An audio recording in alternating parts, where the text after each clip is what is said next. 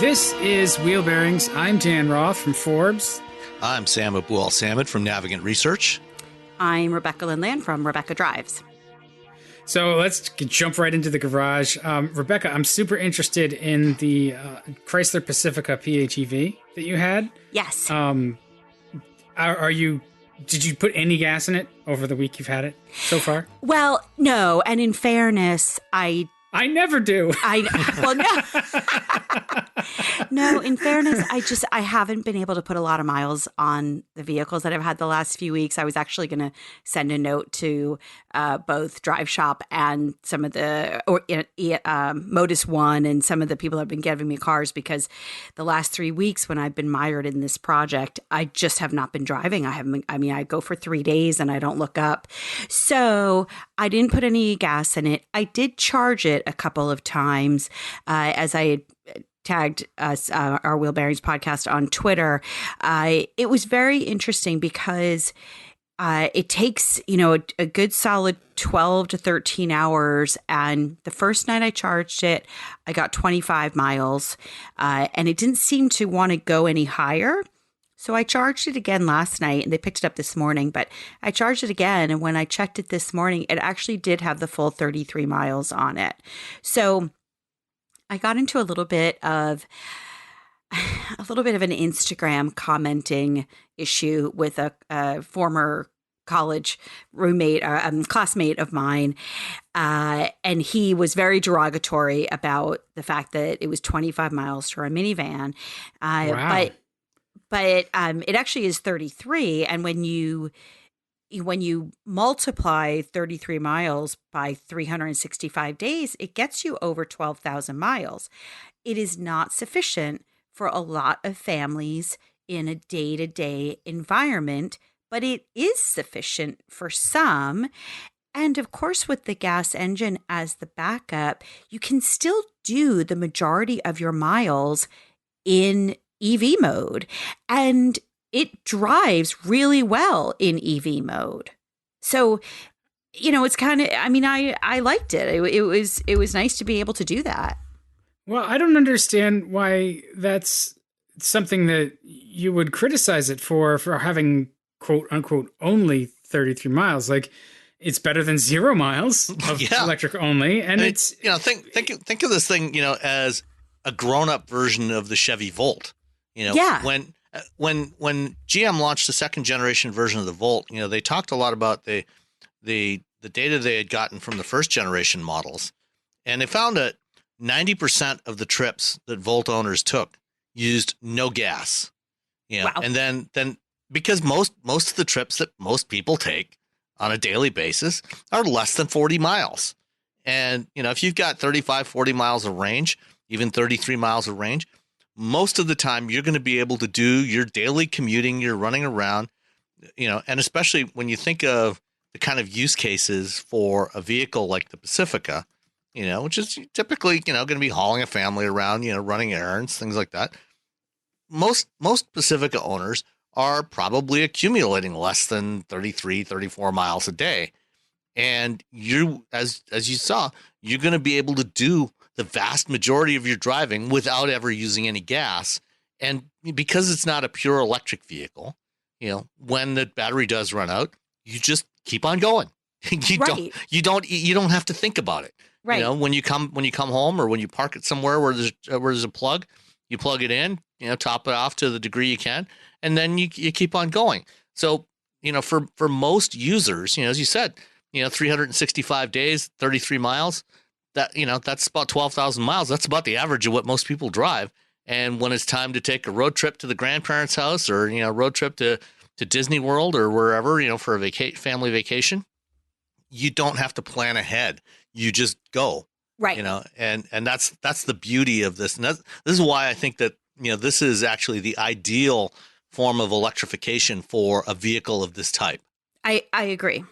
I think if you're going to to grandma's house or something, you really should plan ahead anyway for other reasons. Well, okay, that's true.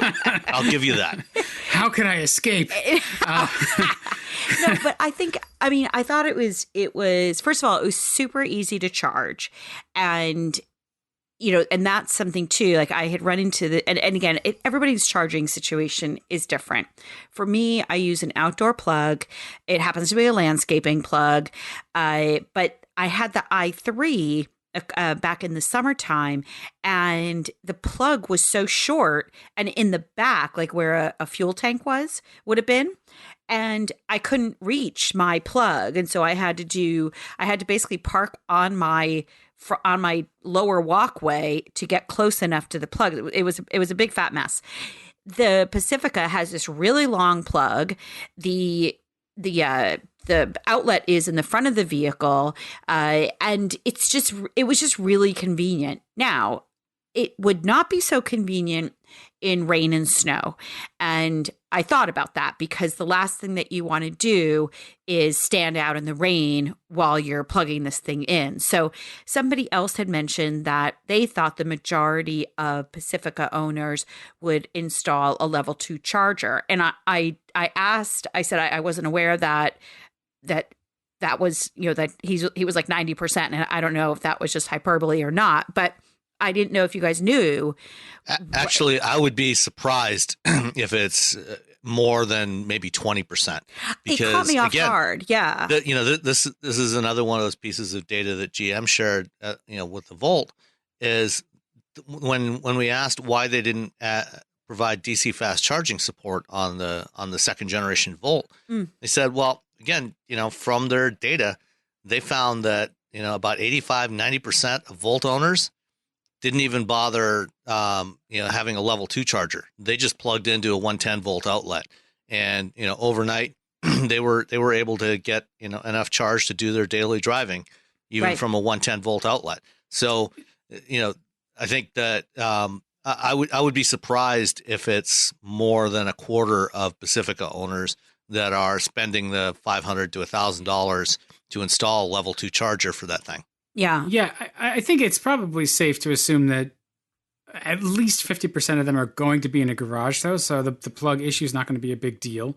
Yeah. And Chrysler has pretty thoughtfully designed all of that side of the Pacifica hybrid to be really easy to use. Like you said, you don't want it to be hard to figure out, especially not for a family vehicle. And I think that overall, the Pacifica is just really easy to use, whether it's gas or hybrid or whatever. It's that kind of vehicle. It is. I thought it was great. I was surprised. So from outside of just charging it, I was surprised inside the third row is really small, like for 3 people. Like when I was taking pictures of it, and I just thought, man, I just can't imagine having 3 people back there for any length of time. It's really, I mean, obviously little kids is one thing, but if this is a vehicle that you want to grow with your children, I feel like I can't imagine putting 3 teenagers in the back row. That was just my own when I looked at it. I felt like it was ideally a 6-passenger vehicle. It's a 7-passenger if you know each other really well and you have a short drive. So are these like corn-fed teenagers? Or sort of like, No, the back seat, compact, the third row is really narrow. I mean, the third, is it really? the middle seat specifically, the middle seat is very narrow in that third row. It's not a full. It didn't, to me, it looked surprisingly narrow. Again, it's going to be fine for little kids. It'll be fine, I would say, up to 12 and 13 years old.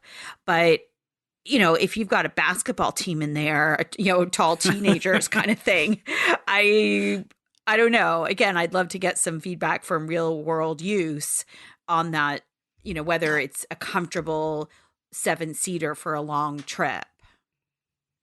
I would guess, for adults, probably not. But as you said, I think the primary use case is going to be when you've got smaller kids. Right. Because one of the beauty of a minivan, is, it's perfect if you've got kids that you've got to strap into booster seats or, child seats. Yep. Because, in an SUV, a taller SUV, reaching up, to load the kids into a booster seat, buckling them in and everything is a real pain in the ass. It's not a good experience. And, a minivan is ideal for that, especially with the sliding doors, and, in the middle, in the second row seat, a couple of, put a couple of booster seats or child seats in there. It's so much easier to handle, the kids, getting them in and out of that kind of situation. And even, getting them into the third row seat is so much easier than doing that in an SUV. Yeah, for sure. And I love the fact that the sliding doors are electric. You can open them up. The kids can pile in. They can get themselves in their own seats. At a certain age, they can buckle themselves in. I mean, there's no other vehicle that's more family friendly than a minivan. And I also love the fact that in this particular one, it was the Pacifica Hybrid Limited, and it had a sticker of a base price of $45,500. And then this one had a couple of optional things. It had this a little bit of a 20 speaker Harman Kardon sound group, which was a special. It was only $175 with an emergency kit. And then there was something, well, I don't know, it's a little confusing. There's the S package, which is an appearance package for $795, and then advanced safety tech, which was great. So they did a really good job with adaptive cruise control. They had lane departure warning. They had park assist, all those kinds of things. And it was only $995, which isn't terrible. I would love to have it standard, but it's still not bad. And so all of that came up. There was another one for $17. Oh, that's the tri-pane panoramic sunroof, which was enormous, but it's almost $1,800. So the total was with destination was $50,800. So, and keep in mind that because that thing has a 16 kilowatt hour battery, it's still eligible for the full $7,500 federal tax credit. So you can take that right off the top. And depending on where you live, you may have some state incentives too. Yeah, exactly. See, that's cheaper. I mean, I guess it's about parity with the last Toyota Sienna I had just a couple weeks ago, and I guarantee you that the Pacifica just felt a lot better and drove a lot better. I had a Sienna a couple weeks ago as well, and it was really night and day. The other thing too, the Pacifica has the stow and go. Well, at least for the third row. Right, the third row. Oh, the third. Yeah, I was going to say with the hybrid, right? The batteries, the second row doesn't do it. But if you've got a gas Pacifica, it does. And it was nice to drive it. It was white. It felt like a refrigerator. So I wouldn't. I probably Stormtrooper with the S package, right? It has the blacked out trim. Right, it does have the S package. Right. My favorite Stormtrooper is Tom Brady, but we'll talk about that later. He didn't do so good yesterday. Except for yesterday. So here's the thing that I wind up in this discussion a lot with some colleagues, because we're all about the same age. We have kids, and so we're looking for family vehicles. And, I'll mention vans a lot. I'll say, the best thing to get is the van. And so then we talk about the relative merits of each van. And, the Sienna, it always comes up. And I say, it's good. It just feels really old. And the Odyssey... The Odyssey drives like it's got that soul of a motorbike in there somewhere, but it's kind of pricey, and some of the tech isn't as good. The Pacifica really has it nailed with all of the tech. It's the only hybrid van. And then the one sort of thing that people get a little squeamish about is, but it's not all-wheel drive. The only all-wheel drive van is the Sienna. And my counterpoint to that is really, you should look at the Pacifica. I think it's the best van on the market, especially in the hybrid. And the hybrid is not only a little heavier, so that's good in some ways for winter traction once you put winter tires on it. And it's not really such an issue. I don't know where you guys stand on that, but no, I agree. I mean, I would say a front wheel drive van with winter tires will beat an all wheel drive van with all season tires any 7 days of the week. Every day. Absolutely. Yeah. So I was getting, because somebody asked me this, I ended up getting 34.1 miles per gallon. That was 7 miles of battery, 7 miles of gas. That was one example. And then somebody, they hadn't reset the tripometer, and it was up there. It was around 30 miles per gallon, I think, over several hundred miles. So that's pretty good because, as you say, it's a heavy van, and it was really nice to drive. I mean, it was, for as vans go. And, I had some twisties in it. Last night I was coming home late and there 3 deer ran out right in front of me. And, it stopped pretty well. I mean, I wasn't going really fast, but when deer run out, it's startling. And it did a lot of things really well. I think it's a fantastic vehicle for families for sure. And it has plenty of room if you hit those deer. You can just stick them in there and have venison steaks. Well, hey, so just for perspective. You take care of that stow and go third row seat, drop it down into the bin in the back. Just haul the carcass down. Throw a tarp in, haul the carcass right in there, clean it up when you get home. I did hit a squirrel, though. He was suicidal, though. Now he's flat. He was starting. If he had continued across the road, he would have been fine. But instead, he came back towards me. Oh, they turn around. Yeah, that's the worst thing. When you're gonna run across the road, when you're a little rodent like that, you have to be decisive. You either don't go or you go all the way. You don't stop halfway. Yeah, you can't stop and turn around. Because there's nothing you can do. Right at that point, you feel bad, but you're just like you hear the thwack thwack. Exactly. And and I looked back and he was rolling, and it was terrible. I'm sorry. So anyway, so just we digress. So just one more point on this. I had another. This was when the battery was fully charged, and I went 16 miles on all electric and 1.5 miles on gas, and I got 47.8 miles per gallon. That's pretty good. Miles. I mean, that's really good. That's amazing.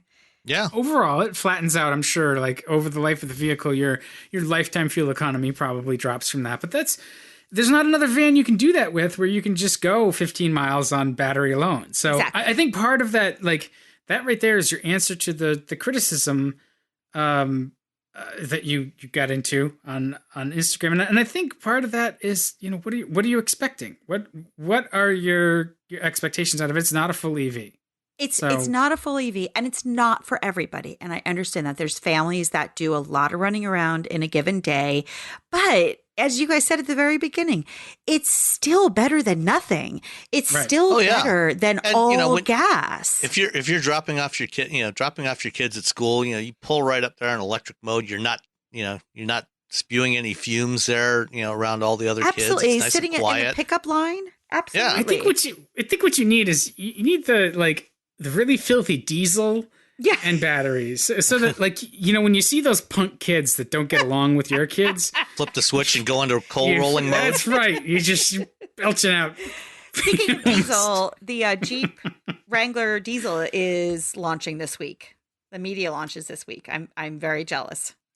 People are. That's going to be a good $90,000 Wrangler. No, it'll be about 60 probably. About $60,000. One more thing about the range that you saw, Rebecca. Was it as cold earlier in the week when you had this as it was here? Was the temperature down into the 30s? And... not really. It didn't. It did get. There was only one night that it was chilly. Actually, you know what? Last night it was pretty chilly. It was. I brought my plants in last night, and there was a little tiny bit of frost this morning. But it was definitely chilly. But again, what was interesting was the battery actually filled up to 33, whereas the other night when it was warmer, it only went up to 25, and I didn't do anything different. Yeah, well, the range estimates that it's going to give you are based on the driving style up to that point. So it's going to be adjusting. So whoever had it last, sure, might have been driving more aggressively, and I didn't have it. Yeah. And depending on what the weather conditions were, sure. So it's doing a running average, as to calculate that range, to try and give you something that is realistic. Based on the way you've been driving it. So it'll adjust up or down. If you drive it, if you hypermile the thing, you'll actually see the range, the estimated range climb up above 33 miles, depending on the conditions. Yeah. So it's trying to learn from your behavior. And that's one of the problems with, when you're jumping into different cars every week and you have different people driving it. Right. Whoever was driving it before you was perhaps driving more aggressively, and that's why it estimated 25. And then after it saw the way you were driving, then it adjusted, for the next time you charged. Right, because I was trying to be pretty careful. And then yesterday I drove up to my mom's, which is mostly highway. It's a little bit of back roads, but a lot of it is highway. And I think I definitely got more than 25 miles out of that drive. But, I just think I love the technology on a family van like this. I think it's really, really commendable, and I think it's fantastic. I think they did a really nice job. I'd love to have it for not only a longer period of time, but just to be able to live with it a little bit more and put a little bit more miles on it, because I think it was they did a really good job, and I liked the regenerative braking was very normal. It wasn't any of this. Ooh, oh, I will say though. When I was driving it in full electric mode, I floored it because I wanted to see how it would sound, and it didn't sound great. It sounded like it was sort of straining a little bit. It's got the it's got the typical hybrid CVT. Yeah, it was very CVT. The motor boating. It did that a lot. So I wouldn't recommend doing 0 to 60s launch control with it, but otherwise it was very good. But, again, look at, who the customer base is for a vehicle like this. Yes. They're not likely to be driving it that way anyway. No, exactly. I mean, I will say I noticed it just when I was accelerating onto the highway was actually the first thing. That's when I actually noticed it. So it was a bit in normal driving. And then I stopped on the road when obviously it was safe to do so. And I just floored it to see what it sounded like. And it was pretty whiny. It was pretty CVT. You can't light up the tires? I know.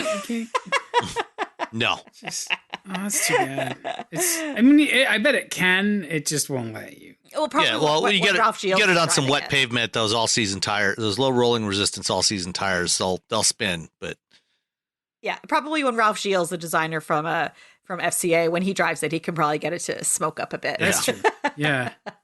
So you spent your time, some of your time in the Pacifica, but you split your time, right? You had a G70 as well, right? Or was it the G90? It was the G90. Yes. G90. I'm sorry. No. I probably made that error when I sent you the note. Let me see. Hold on one second. That is a lovely car. Dan just misread it. Yeah, I just No, it's definitely possible. I swear. No, it was G90 in Slack. No, it was. Okay. Okay. That's very gracious of you, though. Like Brian said last week, you guys are so polite to each other. Oh, we don't have to be. I mean, we can change that. It's okay. So yes, I had the Genesis. It was 2019 Genesis G90 all-wheel drive. This one had the 5.0 liter engine in it, the V6, a V8. Did we talk about V8? This? 5 liters, the V8. Yeah, it was the V8. It was powerful. I mean, it just is, and it was plush and gorgeous, and I really wanted to just sit in the back seat and play with stuff. Like it was and that's what a car like this is built for. Exactly. To have somebody else drive it for you. Exactly, very much so. This is the ultimate autonomous car. Yes, it is. And it doesn't even need any special sensors. It just needs the meat robot. So no, it was beautiful. So this one has an MSRP of $76,350. Oh, that's such a deal for a car like that. For a car like that, it really is. And it was this gorgeous Adriatic blue that was like it was more of a gray than anything. It was just stunning. I mean, it's the proportions of it. It's just an absolutely, absolutely beautiful vehicle, and it drives, just really responsively and a lot of fun, and diving into the corners and everything you want it to do. But I definitely wanted to spend some time in the back to see what it was like. So, yeah, it was lovely. Also, there's been big news at Genesis, though, because the president of the brand, Manfred Fitzgerald, stepped down, I'm going to go with. Did he get we call it at work, we call it future endeavored. Yes. Which what happens is everybody gets the email, the all hands email with the name in the subject line, and then this very terse, like, so and so is no longer with the company. We wish them the best in their future endeavors. Yeah. He's been future endeavored. Exactly. So Manfred's a really interesting guy. I've met him a number of times, and he's very global. He speaks fluent German. He speaks, I think, fluent Italian. He's very multilingual, very much of a posh guy, came from Lamborghini, and just super styled. And I think that I don't know all the ins and outs of why he was let go, but I think that, Korean brands are really tough to work for. I mean, there's results that they expect, and most non-Korean executives don't have very long tenures there. Right, they don't, and he was there a number of years, and he really inherited a mess.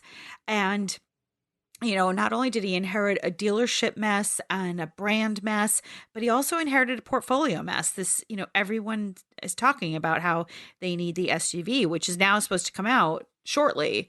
But I just saw one yesterday. Oh, did you really? Yeah, a camoed one here in town, or on Friday actually. How big is it? It's a 3. The one I saw was a 3-row. So it's like Palisade size. Oh, is it really? It's that big? Yeah. Wow. Maybe a little bit smaller. Okay, but it's going to be. I mean, based on what the Palisade looks like, I think it's a really handsome vehicle. Yeah, we'll probably see this one coming out, early next year, probably at the New York Auto Show, I would guess, if not sooner. Yeah. Well, and I think the G90 is sort of an indicator of what your guy Fitzgerald was able to actually do, because, like you said, it was kind of a mess. I kind of remember the first, the Hyundai, when it was still Hyundai Genesis. And they brought out the sedan and the coupe. And it was this sort of weird 2-prong approach. And the cars were good. They just weren't good enough. And they've really quite quickly moved into being just very good and very competitive. The last time I drove a G90, I think it might have been a G80. I forget off the top of my head. Either way, the last time I drove a Genesis sedan, it left me exceptionally impressed, because you don't need to have those qualifiers anymore, like for a Hyundai, right?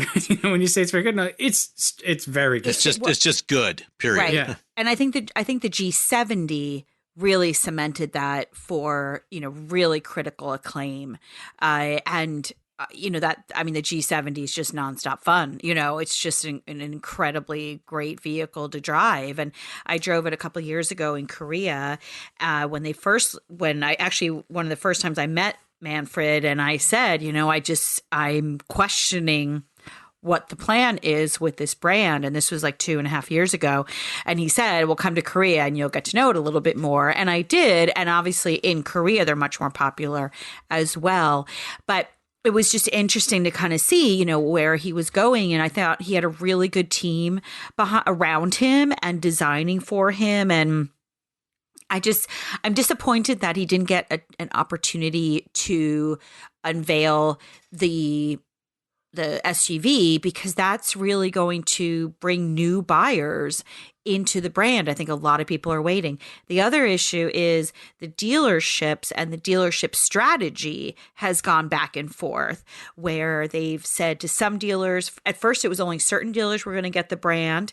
And then other people said, I'm not going to spend $80,000 on a vehicle and go into a Hyundai dealership. And so then they wanted a separate section of the dealership, but you're still at the dealership. So that didn't really work. And then they kind of ended up now where all the dealers, everyone can sell Genesis. So they've had a lot of fits and starts with the dealer strategy, but the product just continues to get better and better and better.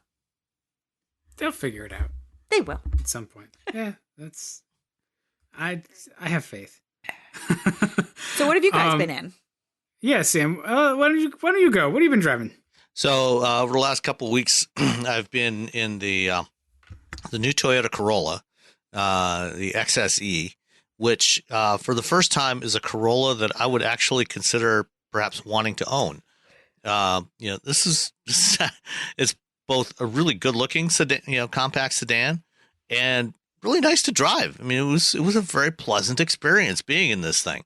That's how I felt about the last Corolla I was in. I was just like, wow, this thing's really good. It actually has steering feel. Yeah, it's the steering feel, nice comfortable seats. It's roomy, and nice, really sharp looking car too, especially the front end. I like what they've done with it. The way they've done the lights at the front. The engine, has adequate power. It's not a Stormer, but it's a 1.8 liter naturally aspirated 4-cylinder, and it's with a CVT, so it's not, the CVT is okay. It's not great, but it's fine. I think most people will have no issues with it. So it's just a really pleasant place to be. The main issues I have with it are still, the Entune infotainment system, which is still kind of mediocre. And it still does not support Android Auto, which, eventually maybe someday they will, but for now it still doesn't. The one I had, the XSE, is basically a top trim level. It has navigation and, all the driver assist features and everything. I tried using the voice recognition in there, and it was very much hit and miss, in terms of what it would recognize, what it wouldn't recognize. It wasn't a particularly pleasant experience.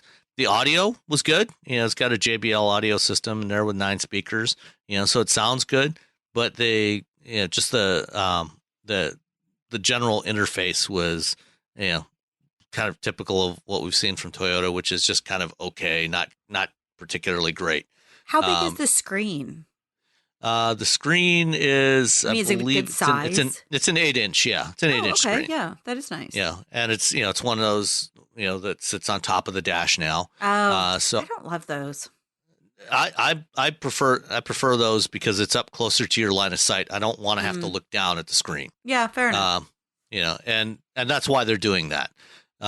So, and it had, this one had a Qi wireless charging pad. Excuse me, lots of other features in there. It does have CarPlay support if you're an iPhone user, which is fine. Siri is free, but the lack of Android Auto, I think, is something that Toyota just really needs to address across the lineup. It's kind of ridiculous. They're the last mainstream automaker that does not include both systems, support for both systems. I do wonder, and I can ask somebody, and you may know, what percentage of their buyers are Apple, because I asked, because when Porsche said 85% of their buyers are Apple, and that's why they're not worried about it. Yeah, well, I think the demographics for the Corolla are a little bit different, and when you look at when you look at the overall market in the US, it's about 52-48 iPhone versus Android in the US market. Really, iPhone is more popular? Yeah, the US is the only market where that's true. Everywhere else in the world, Android is about 85% of the market. Once again, Americans proving that we are indeed insufferable. Wait, clarify that. Apple is 52%. Apple's 52%. Apple's about 51-52% of the US market. And in the rest of the world, Android the rest of the world, 80%. it's Android dominates. Yeah. Yes, because that's been my experience as well. And so I thought that you said the other way, so I just wanted to clarify that. Yeah. I have to say, even I'm a new recruit to the iPhone and CarPlay and stuff, and that experience, it's consistently not great. Yeah. On everything, because you just plug it into your phone. I don't know what the alternative. None of my Androids were expensive enough to have Android Auto. So I can't really compare, but I get the impression that Android Auto is actually better.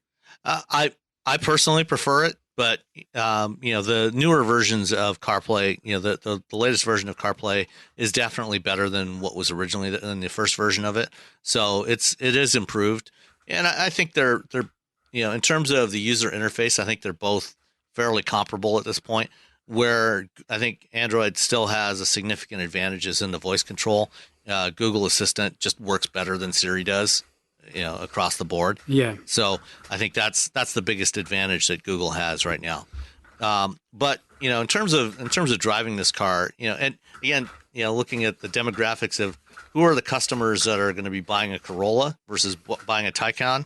I think that there's probably perhaps a little bit of a difference, in the mix of iPhone versus Android. You don't think Corollas are? I brought it up because I'm wondering what the split is. Maybe it's like 70-30, and for Toyota across the board also, and Lexus. Yeah. I really think that the Corolla is winning conquest buyers from the Taycan. That's not what I meant. It's definitely conquesting Porsche customers. So yeah. Now you're going to give women in automotive a bad name. That's not what I meant. No. I'm just listen. We're making jokes. My point was that as a brand, Porsche. No, I think you're right on. I think it makes sense. I wonder what the breakdown is. And I'll try and find out. I would guess it's probably closer to the overall market breakdown of Android versus iPhone, which is probably closer to that 50-50 split in the US anyway. I think if you were going to look, my expectation, and maybe we can back this up with some data. So my hypothesis, which we will have to test with the scientific method, is that the more you get to a luxury brand, the higher percentage are going to be Apple users. Why do you think that is? Because Apple stuff is more expensive. Fair enough. So I had a Motorola XT1030. It was like $150 Android, and it was the most expensive Android I'd ever owned. And I had it for like 4 years. I only replaced it because I dropped it and shattered the screen. And I only went to iPhone because we had one. And it was here. I was like, well, that was a stupid expensive phone, and if it still works, like, okay, fine. And everybody else in the family is on iPhone anyway, so there are some benefits from being on the same network. Right. It's not just a luxury purchase. For There's sure. actually reasons for it. But there's definitely a premium piece of hardware. And that's what I've noticed after using it. It's the same reason why I've used Mac laptops for a while, is they're premium hardware. Yes, you spend more for them, but you also tend to get a longer service life out of them. They do have that advantage of Apple does a better job of supporting, providing software updates over a longer period of time. And, it's not unreasonable to use a 4 or 5 year old iPhone. Whereas, a 3-year-old Android phone, tends to be a little bit challenging, shall we say. It feels like a piece of crap. All right. So anyway, back to the Corolla. But anyway, what was the Corolla like to drive? Was it as nice as like the some of its competitors? Like most of the other TNGA platform cars, the handling, ride quality really good. Nothing I could complain about. It's got some decent steering feel, and it's just a really pleasant car to spend time in. We took it to go to the Centennial Gala at my alma mater.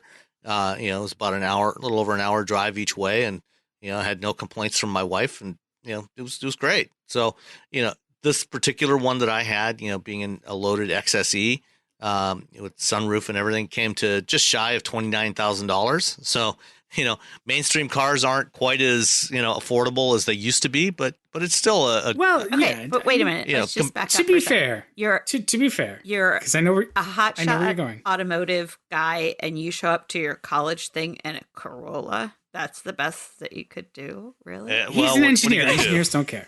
You made the solid engineer. Guess who pulled up behind me? It was Raj Nair, former president of Ford, in his GT350. No. Exactly the same. Well, that's a little flashy. He's like, geez, Raj. Hey, I just tossed the keys to the valet and said, here, do what you will with it. Yeah, but so here's the thing, too. This was the fanciest Corolla there is, the XSE. It's a $30,000 Corolla. Yeah, I mean, you can get a Corolla, starting at $20,000, and it's going to be almost an equally nice vehicle to spend time in. Corolla L starts at 19.6. That's before destination. So it's 20. Yeah, 20 grand. Which is, that's pretty much the going rate these days for a C segment car. In that $20,000 to $25,000 price range. With the premium versions, creeping up towards 30. But that 20 to 25 that's kind of the mainstream now for a new compact car, which is also the reason why the vast majority of people never buy new cars. They buy used cars. The percentage of people that actually buy new cars is a tiny. You probably have a better idea of what that percentage is than I do, Rebecca, based on your history at Cox. Well, so actually, it's a tiny percentage. I'm sorry, I didn't mean to interrupt you. No, go ahead. So my former employer, Cox Automotive, they were kind enough to send me their 2019 car buyer journey study recently. And just before we were going on the air, I'm preparing for this presentation I'm doing. And I came across this nugget. The percentage of vehicles costing more than $50,000 has grown from 6% in 2012 to 23% in 2018. So 6% in 2012 to 23% in 2018 of vehicles costing over 50 grand. That's just incredible to me. That's not consumers doing that. Actually, you know where a lot of that growth has come from is from the truck and SUV market. Yes, because if you like full size trucks, average transaction prices for F-150s are about $50,000 now. Right, but I feel like that's a deliberate strategy, though, on the part of automakers and the sort of the finance side of the business, because they're going to offer you, the Morning Edition it was, I think, Friday, or it was Morning Edition or All Things Considered on NPR. They had a story about sort of the rise of the 7-year car loan. Mm-hmm. And that's the thing, is terms have been getting longer and longer and longer. So they can make the cars last for, you get through 50,000 miles like nothing. That's you buy a car with 50,000 miles on it, unless it's been abused, generally it's a pretty fair analog for the brand new car experience. Right. And average age of cars now in the US is about 12 years. And, it's not at all unusual to see, cars running 20, 25, 30 years. So I feel like the industry has aligned to push us into expensive cars. Well, but also, but new car buyers are expecting the technology to keep pace. So, this other project that I've been working on, I'm looking back at vehicles that came out in like 16, 17, 18, 19, and I'm going through and looking to say, what are the changes model to model year to model year? And the majority of time, the changes that were made were to technology. They were to add Android Auto and Apple CarPlay. They were to add driver assist features, things like that. And so to make them more fuel efficient and safer. You got 10 airbags now. You've got cars that you can crash into a barrier, into a small offset rigid barrier test at 40 miles an hour, and you could still open the driver's side door. Exactly. It's so what we're expecting the manufacturers to put into these vehicles is far above what we were expecting, I would say, even 10 years ago. I think that's fair, but I also wonder if the tech is actually all that expensive, given that a lot of it is software and some sensors. No, there's licensing agreements. There's a lot more than that. Okay. Somebody's got to pay for the software. The software has to be developed. It has to be paid for.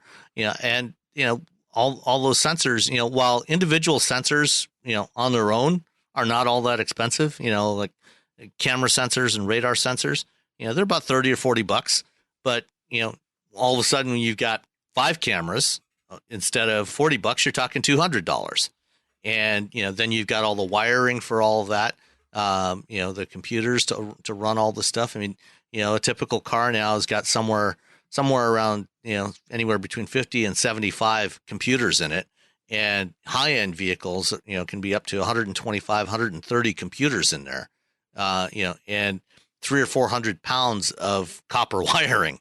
So, it's all this, when you take them onesie twosie, yeah, they don't add up to much, but all those nickels and dimes eventually start to add up to real dollars. That's lovely. I like that. I'm gonna leave that there. The Corolla, on the other hand, maintains its position as being a relatively affordable car. That $19,000 starter Corolla is equivalent to I'd say about a $3,000, $3,300 car in like 1970.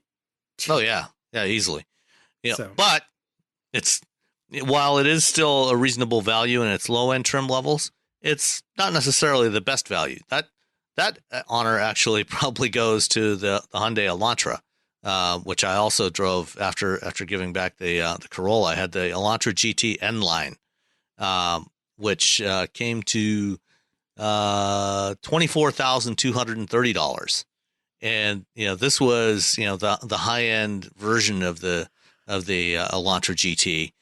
So this one has the 1.6 liter turbo, which we've talked about before, and this is an engine that I really like. They use it in a whole bunch of different Hyundai and Kia products, and the one I drove was the manual transmission, and it's a very slick shifting manual. 201 horsepower, 195 foot-pounds of torque. Really nice performance. Especially at this price point. It's a very slick car. And the Elantra GT I think is a good looking car too, and it has a really nice interior, especially when you compare it to the Veloster N that I was driving a few weeks back. The Veloster still has all hard plastic surfaces.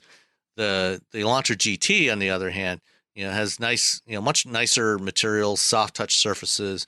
And this the GT is the 5-door hatchback version, which is really one that is targeted more at the European market, but they've been bringing it to the U.S. And I don't know what the sales split is. They don't break out the sales split between the Elantra sedan and the GT, but I would guess it's probably not more than about 25 or 30% at most of Elantra sales, probably less than that. But it's a handsome looking vehicle, really nice interior. For $24,000. The only complaint I have about this car is the suspension tuning was terrible. Are we back to that again? I thought they figured that out. Well, the regular Elantras and the standard, the non N-line GT, is really good. That's not a problem. But on this N-line, which is kind of the sportier trim level that they have, in this case here, it has the same kind of problem that I experienced with the Ford Focus RS and even the Focus ST, which is it's a little bit too stiffly sprung, a little bit underdamped, and when on these certain road surfaces around this area, particularly the stretch of I-94 not far from me here, that it's got this kind of little bit of a wave to it. It gets into this vertical bouncing motion. And, again, my wife and I went to Detroit to meet up with our daughter for lunch. And, it was just not a pleasant ride on that stretch of highway. And, there was a few other places where it just felt a little overly sprung, overly stiff spring rates, and it was kind of, not good. Which is unfortunate because, everything else about this thing is really nice. It runs on 18-inch wheels with Michelin Pilot Sport tires. It's a roomy compact hatchback, lots of cargo space in the back, and everything else about it is great except for the suspension tuning. Well, I mean, what you're saying basically is that it's almost as good as a Golf. It's not quite a Golf. Yeah. I frankly, what I'd love to have is this 200 horsepower 1.6 turbo with the standard Elantra GT suspension setup instead of the N-line setup. Would different tires help? No.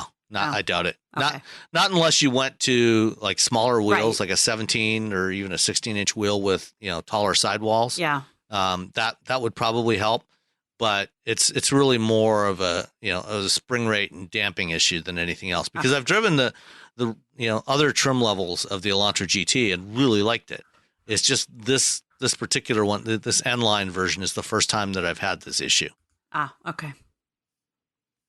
But it was the case that a few years ago, Hyundai and Kia really couldn't figure out suspension tuning.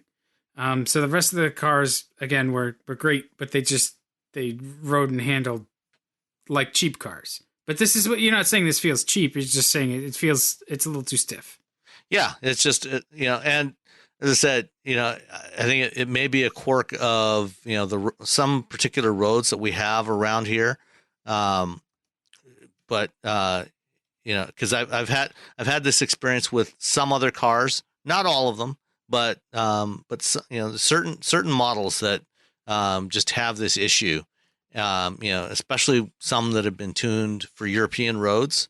Where it gets into this vertical motion, and I'm frankly kind of surprised, because the N line models, are also tuned, by the same group that does the N models, the higher performance models like the Veloster N.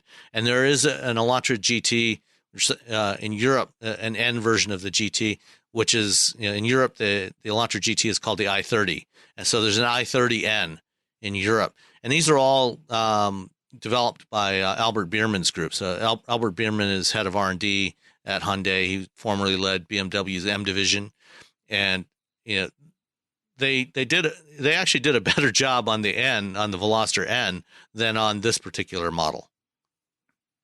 I wonder what.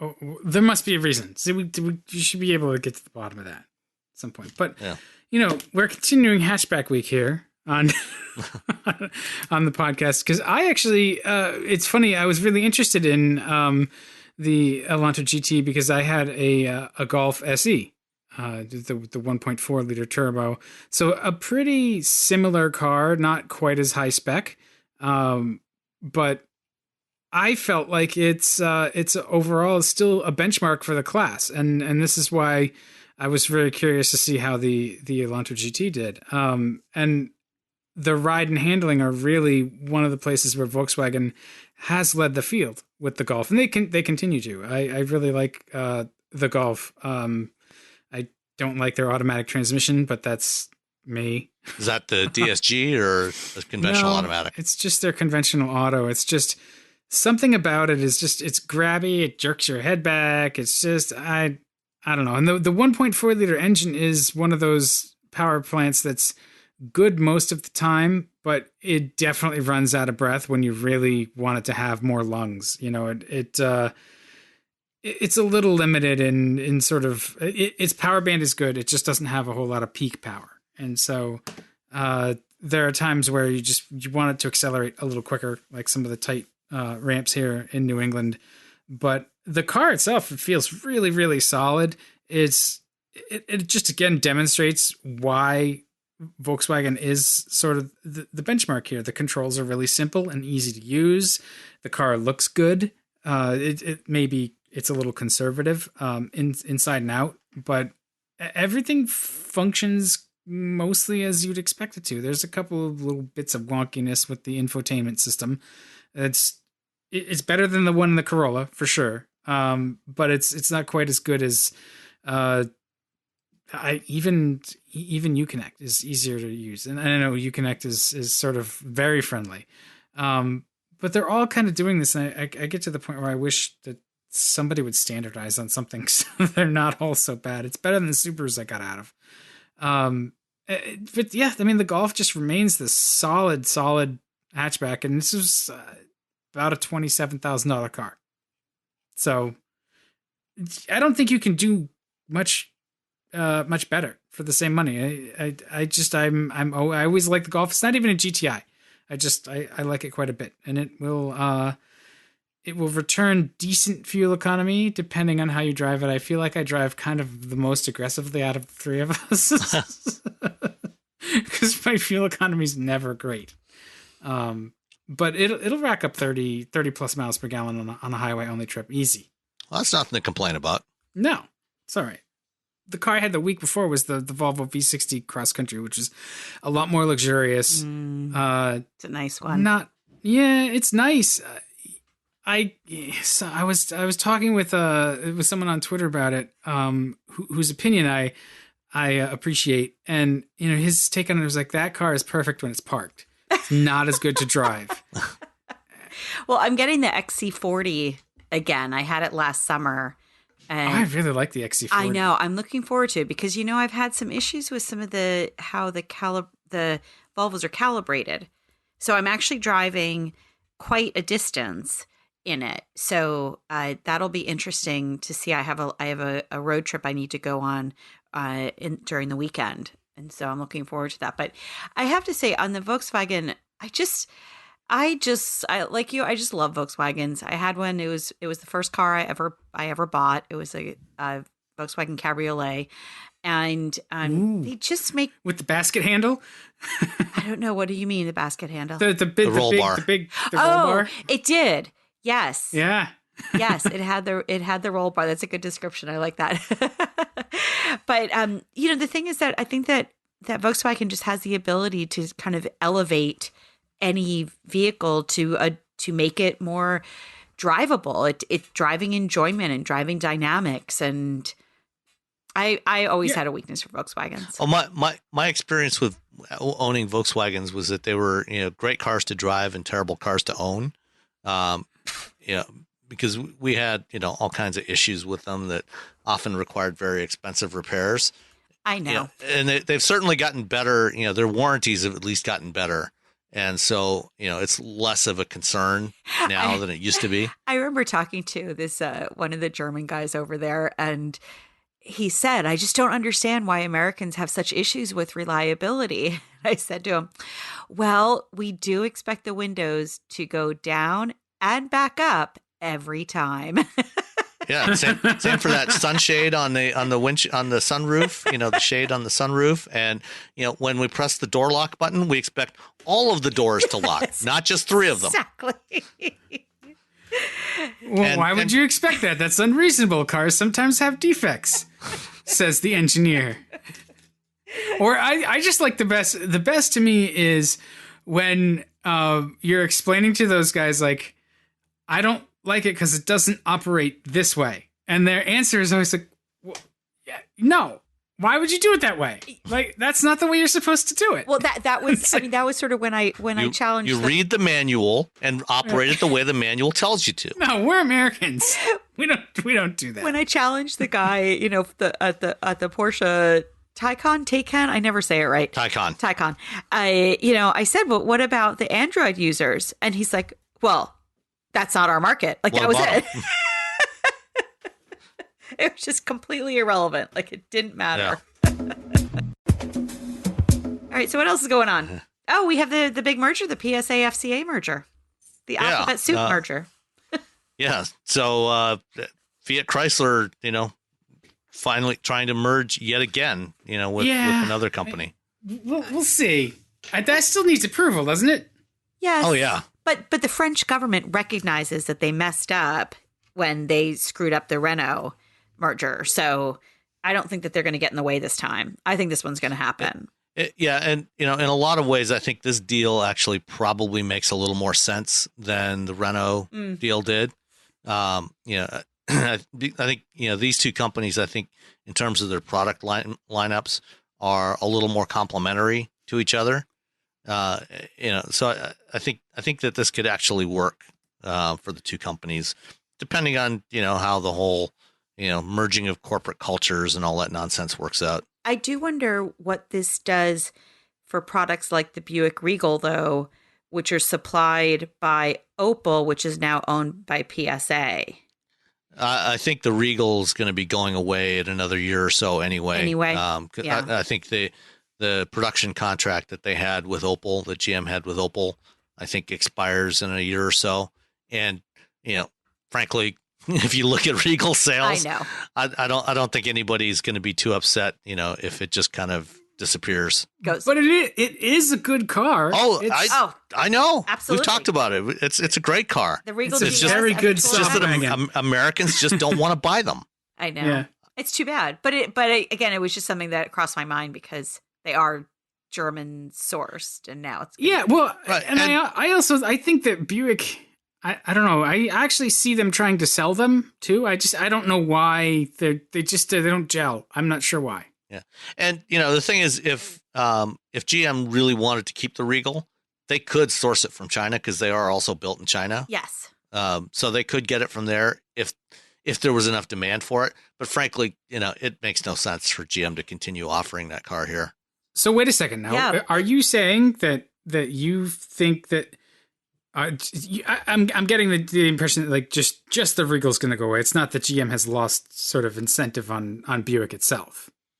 Well, I mean, there has been some speculation that Buick might get dropped from the U.S. market because their sales have not been exciting, not too great. But for now, just the Regal, because all the other, that's the only one that they get from Opel in Germany. But what do that makes sense. What do you think they're going to do about I realize the ones that are made in China are used in China, but the technology and everything, do you think all that's been worked out already? Like intellectual property. Yeah, I'm sure, when they made, I would assume when they made the sale, because GM does sell so many of those, all of those, the same products in the Chinese market that, they had a deal for the intellectual property, the designs. And, they also, many of those vehicles share platforms with cars that are built here as well. Like right. the Malibu, is on the same platform as the Regal. And, there's other GM products. So I'm sure that GM retained the rights to use those platforms. Okay. And in fact, my guess is that, PSA probably, had no interest in acquiring that IP for those platforms. Mm-hmm. So it'll be interesting. Well, it's not exactly the newest IP at this point, and so even if you could get it, although FCA on the other hand has shown that you don't need the newest intellectual property to. These cars are all really good. Even though they're based on older designs, from a suspension standpoint, they have been updated regularly over the years, and they perform perfectly adequately. Oh yeah, perfectly adequately is what I aim for. Certainly seems to be GM's target. Yeah. The Regal GS is a lot of fun to drive, though. Oh yeah, I mean it really needs more manual. Nah, it needs manual. That's a car that fair enough. Yep, I would go with that. In terms of FCA and PSA, though, are we back in the situation where some other manufacturer is trying to swoop in and sees sort of the wounded Jeep owner sort of limping along, and it's like, oh, there's a weak one that's been separated from the pack. Let's get Jeep as our sort of crown jewel, because you look at the rest of what's there. Jeep and Ram are the two sort of profit generators for the brand. Fiat's not really doing anything. Dodge and Chrysler are sort of shadows of their former self. I think there's some people here in the US that imagine Chrysler as a luxury brand. I have a hard time thinking if it's a true luxury brand. It's not. It's near premium at best, and only the 300. And they only have two nameplates. Yeah. They've got the Pacifica and the 300. Everything else was discontinued. So, those are good cars. The 300 could go away tomorrow, and it's paid for itself X amount over. The problem that Chrysler has, that FCA has, is they don't have any replacements and they don't have any small cars. And PSA also has a pretty robust electrification program that FCA doesn't have, right? Right. Yes. And the other the areas where FCA's got strengths are the SUVs, the trucks, and also in commercial vehicles in Europe. So they've got a pretty good commercial vehicle operation over there, which would definitely benefit PSA over there.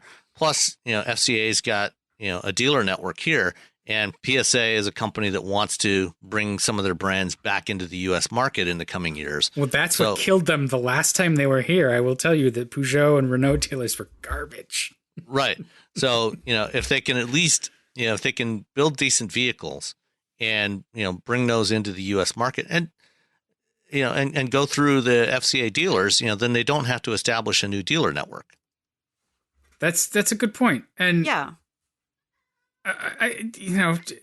Jeep is just I'm waiting to see if they snap it up just for Jeep and then see what gets cut. I mean, Alfa Romeo has not had a successful relaunch in the US. No, and it's already been reported in the last day or so that as part of this merger deal that I guess during the FCA Q3 financial call last week, Mike Manley announced that they were scaling back their investment in Alfa, and the GTV and the 8C Competizione replacements were being put on hold for the time being.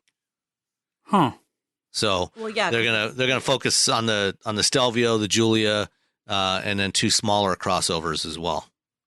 And then the Fiat 500 is going away, and right. I mean, the dealers are really limping along here. Yeah, I mean the 500's 500's going to be killed. If they can keep them going long enough, perhaps they could use that dealer network for PSA brands. So this would create the 4th largest automaker. Right.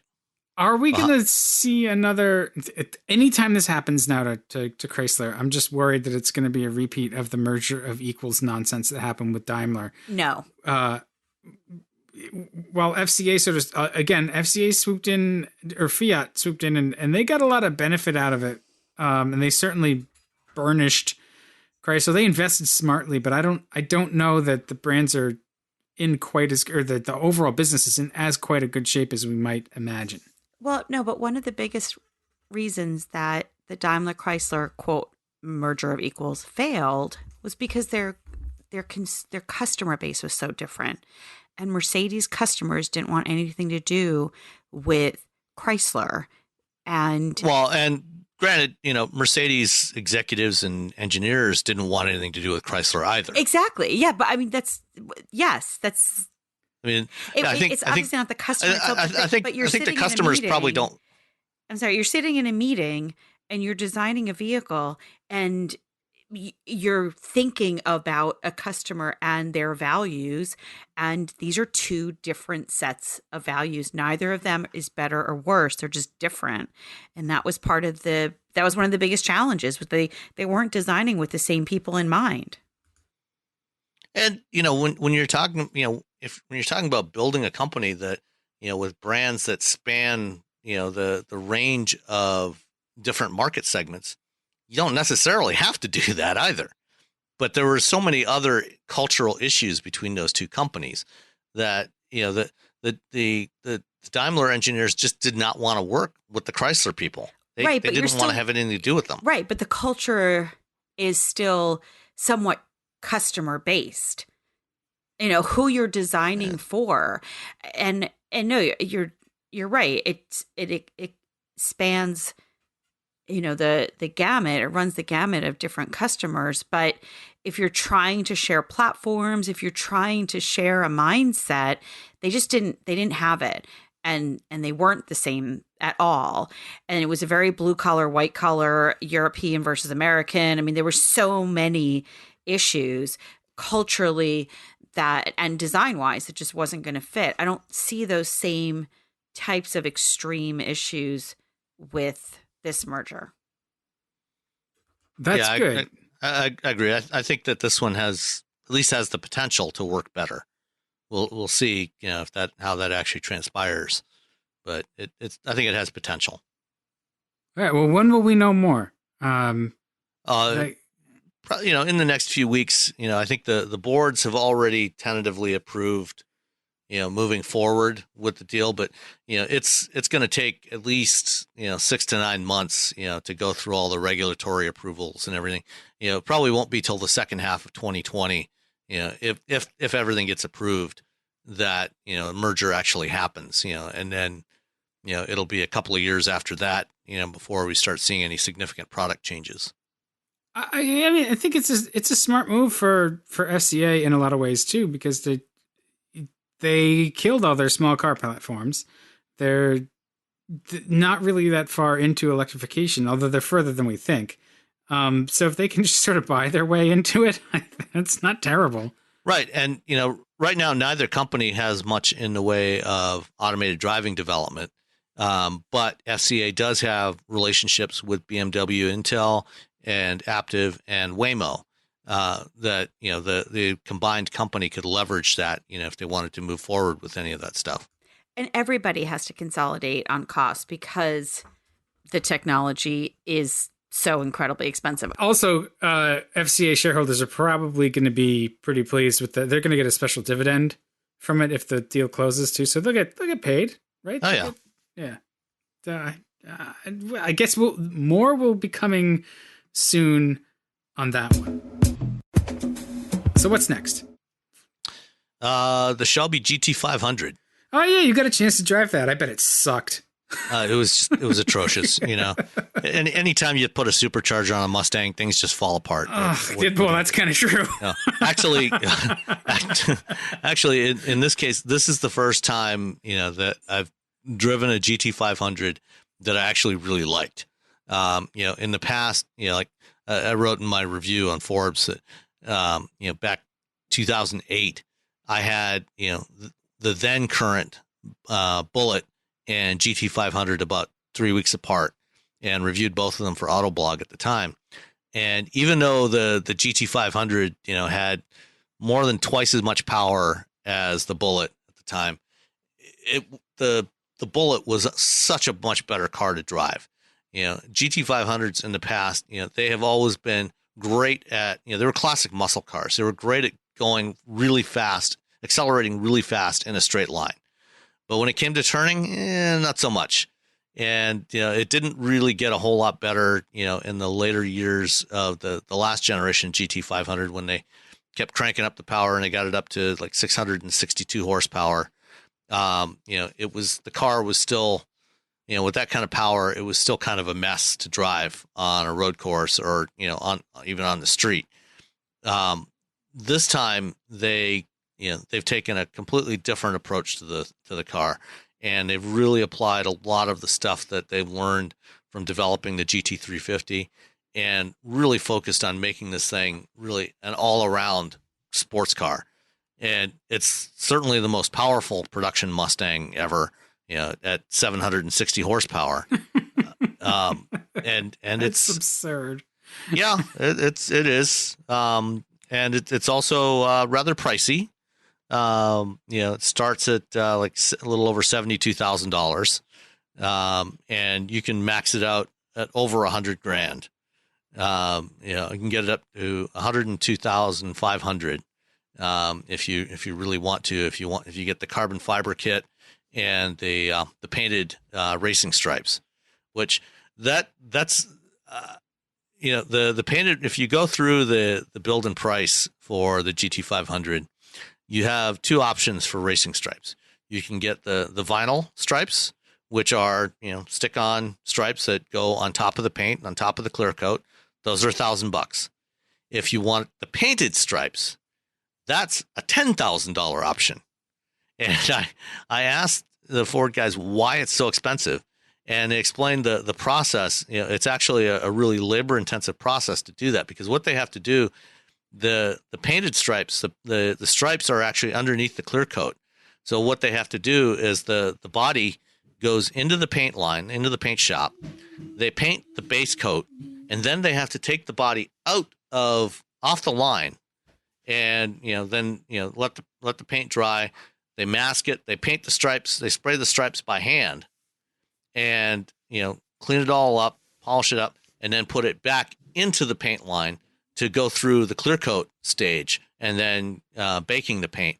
So if you run your hand across the painted stripes, you won't feel them, but they won't obviously won't peel off because they're underneath the clear coat. Whereas the painted stripes can over time they'll eventually start to peel off. So if you're a real collector and you must have the best GT500, then you want to go for the painted stripes. But if you just want the fastest Mustang, you can do without the stripes altogether. Those are the people who are never going to drive them, and they're going to try to sell them for $1 zillion. I know. 10 years. I know. But this is actually a GT500 that you would want to drive. We drove it out in Nevada, out in Las Vegas, and we spent a few hours on the road driving up into the mountains outside of Las Vegas, and then we had a chance to do some drag strip runs with it, quarter-mile runs, and then took it on the road course at Las Vegas Motor Speedway. And even though this is a pretty heavy car, it's almost 4,200 pounds. It actually feels much lighter. It's got standard Magna Ride dampers, humongous brakes. The front brake rotors, the standard brakes on this thing, it's all Brembo brakes. The front brake rotors are 16.5-inch diameter brake rotors with 6 piston calipers. And they had a display there with the brakes from the new GT500 and a wheel and tire from the original, from a 1967 GT500 mounted back to back. And the brake rotor on the new car is bigger than the wheel was on the old car. And actually Haggerty actually brought out a 67 GT500 from that they have in their collection. And got to go for a run and drive with Jonathan Klinger from Haggerty in a 67. And man, it was officially rated back then. It was a 428 cubic inch V8. It was officially rated at 335 horsepower, but more. That was the gross horsepower. That was the S8 gross. So the real horsepower was probably closer to under 300, which for the time was a lot, but nothing compared to today. And this car, you get it has this ginormous wood rim steering wheel. With a really skinny rim, and the brakes. You step on the brakes, and it's like you're halfway through the pedal travel before you actually get any braking force with this thing. It was crazy to drive. And were they drums? All four? No, it had discs on the front, drums on the rear. Okay, all right. So that's all right. Yeah. So I mean, these were the first Mustangs that had front disc brakes. There were regular Mustangs that still had front drums back in those days. But it's clearly the kind of car that you would not want to take this thing racing. It's purely a cruiser, but the new car, I mean, you could do whatever you want with it. You can race it, you can, take it to track days or just drive it around. And, it's a very pleasant car to drive and, and makes an amazing sound. Not quite as amazing as a GT350 with its flat plane crank, but still very impressive car. $100,000 Mustang, though. I guess. All right, I can see it. But it's a Shelby. That's why you pay. Customers will pay for the Shelby name. That guy has to pay me to put his name on my stuff, but he's a charlatan. I'm sure they have all sorts of special editions planned, limited production runs and such. Oh yeah, well for the GT500, actually not. But I mean, one of the things they've always done with Mustang is have various special editions, and there is other stuff coming that we can't talk about yet. But the GT500, I think this will probably go for a couple of years. They'll build this for a couple of years, and then move on to something else. Ford's actually had a pretty big week because they had the Bronco that they are talking about as well. The Bronco R. Yeah, they revealed the logo for the new Bronco, which is going to be the vehicle is going to be unveiled next spring, and then this afternoon they revealed photos of the Bronco R, which is an off-road racing variant that has the same basic shape as the production Bronco, but I don't think it actually shares anything with the Bronco that you'll be able to buy next spring. Well, that's too bad. No, maybe it has the same Fox shocks. Let's see what happens. Yeah, you'll probably be able to get a version of it with Fox shocks, kind of a Raptor Bronco. Yeah, why not? Exactly. Perfect. You could call it a Bronco. And I'm just trying to mull the fact that like the Mustang was always sort of like a cheap, fast car. It's an economy car with just the bigger engine stuffed into it from one of the larger models, and it's not that anymore, and it hasn't been that since the S197, and that's okay. But it's really the Shelbys have sort of become this real high end, not not what the Mustang started out as. These are sports cars. These are 911 competitors. These are, I'm assuming that somebody looking at the GT500 might also consider a Corvette.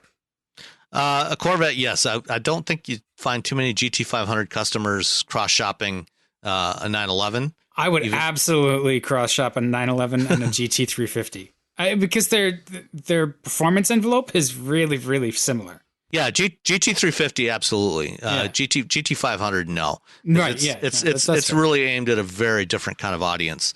But, it was interesting, somebody from Ford marketing explained to me a few years back in 2007 when they relaunched the GT500 on the S197 platform.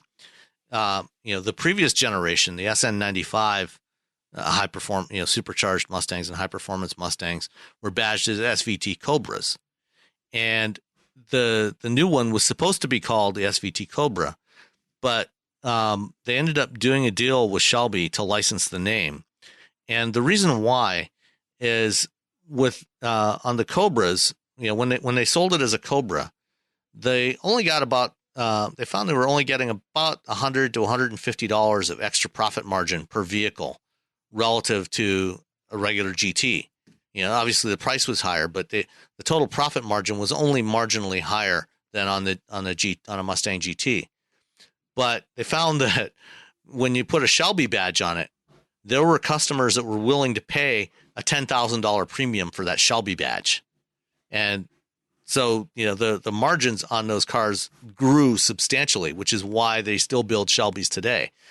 Even though a chunk of that extra profit goes back to Shelby American, it's still a much more profitable car for Ford to build. And that's part of why they can still get around to building Mustangs today. Yeah. Well, and I guess to be fair too, Ford doesn't offer anything that's like a Corvette. So it's okay that they offer their own sort of flavor of extreme performance car on the platform that they've got. So right, that makes sense. Well, all right. Do we want to wrap up with something that's much more efficient? Yeah. You had mentioned that pricing for the 2020 Mini E is out, and it's not that expensive. It also doesn't go that far, but yeah. For a Mini, Minis have since they brought Mini back in the early 2000s, they've typically been on the high end of the price scale, for small cars. And in fact, some of them, when you get into a John Cooper Works or, some of these other high end editions, they can get pretty expensive. But the Mini E is starting at just shy of $30,000, which is pretty reasonable until you look at how far it can go. How far can it go? About 114 miles. So, but again, though, let's temper this with our earlier discussion, right?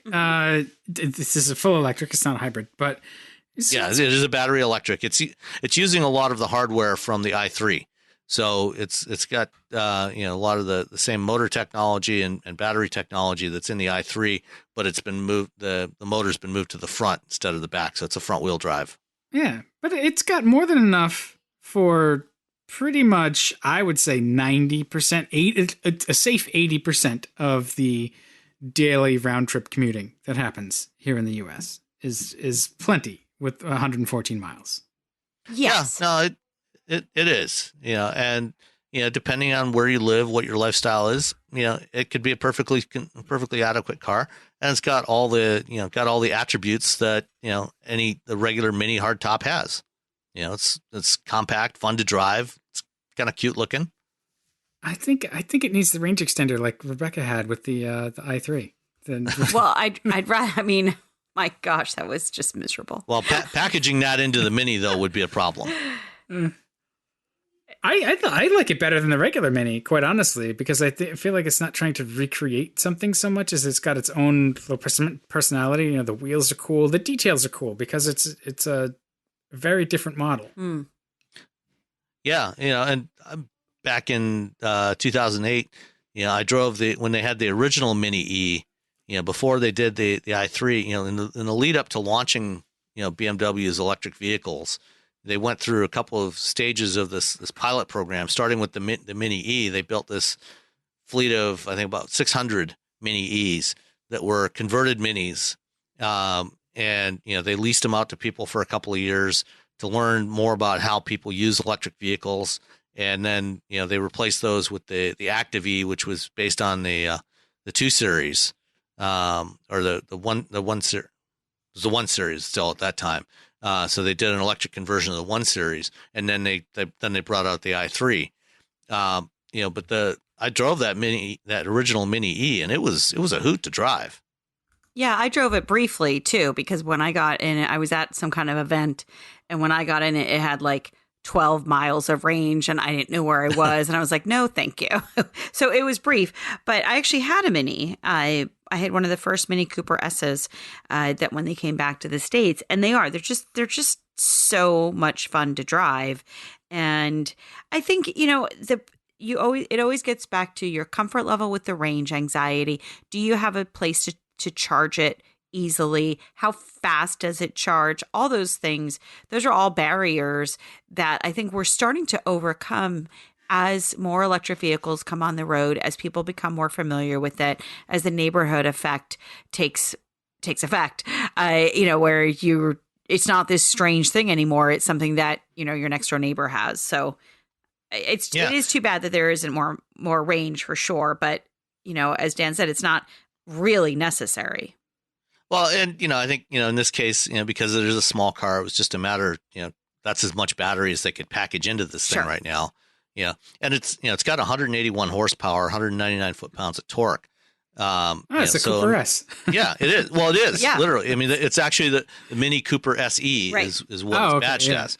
So it's the Cooper S. It's similar output to the standard Cooper S. It's equipped. Got roughly the same equipment as the Cooper S. It's just an electric version. Basically, the only thing you're giving up with this one relative to a Cooper S is the distance you can drive.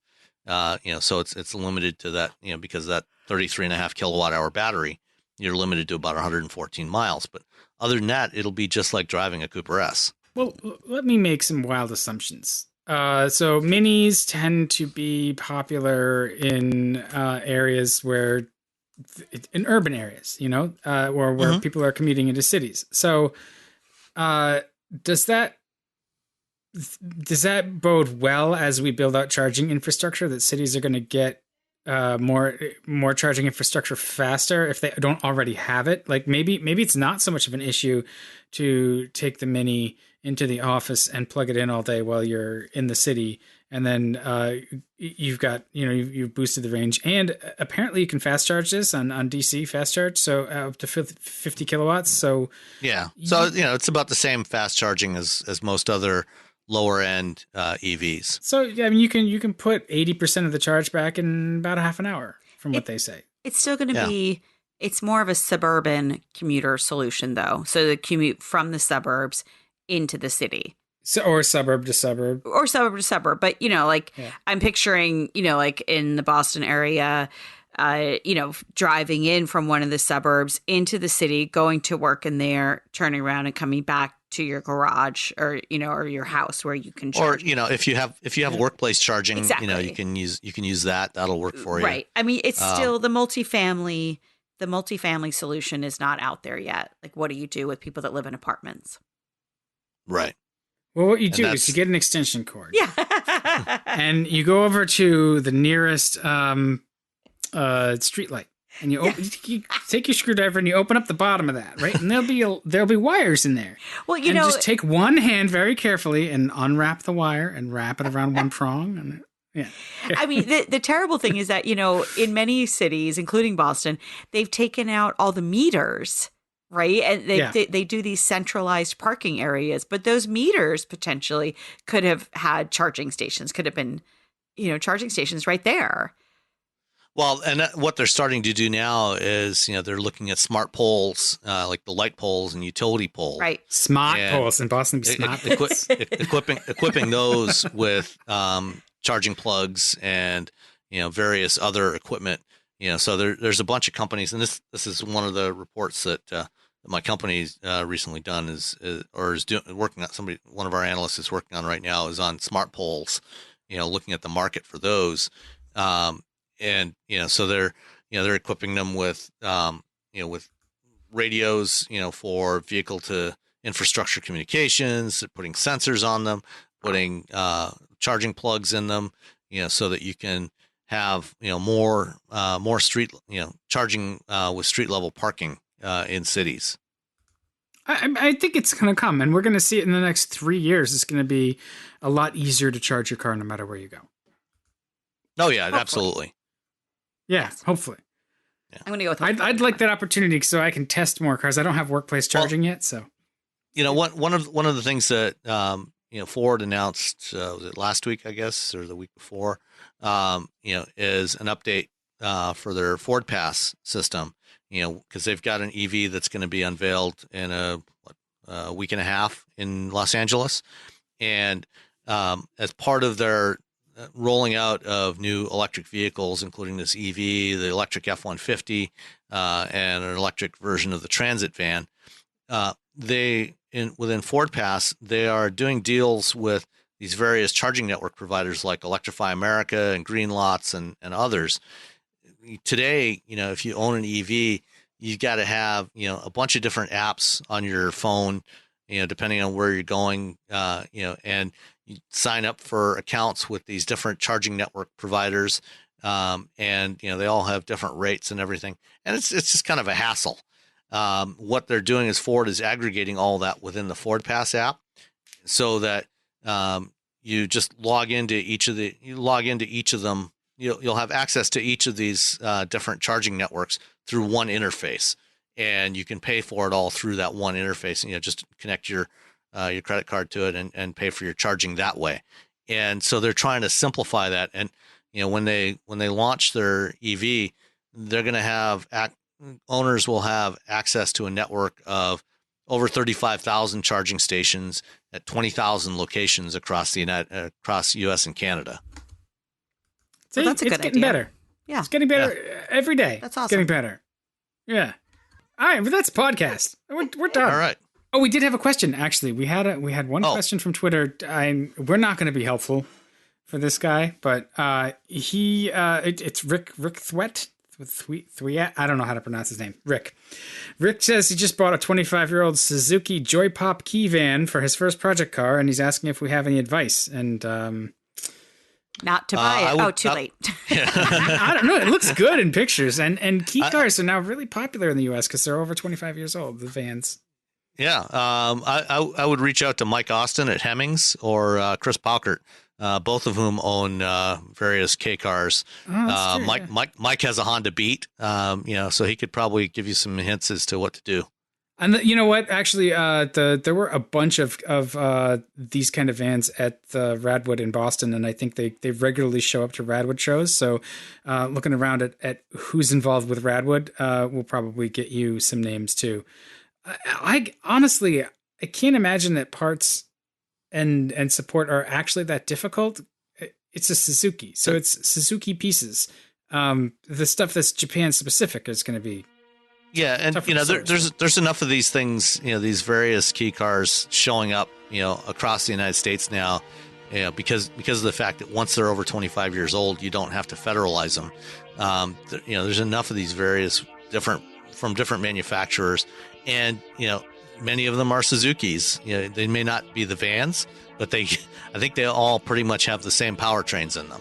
Yeah. The same 660cc powertrain engines in there. So, look around and you can definitely find help. Yeah, you should get help. You're going to need it. You're going to need it. All right, that's it. That's a podcast. We'll catch everyone next week. All right, bye.